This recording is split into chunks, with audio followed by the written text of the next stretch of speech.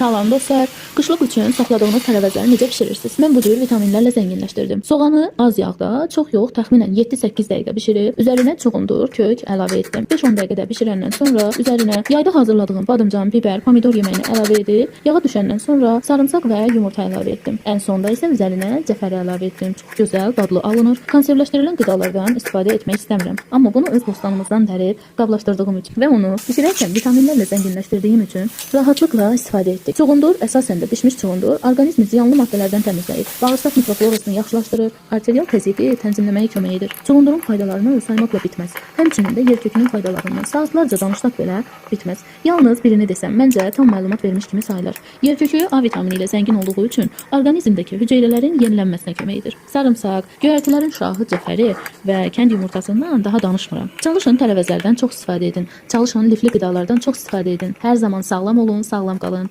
Hələlik videolarımızı bəyənib bir rəy yazmağı unutmayın dostlar.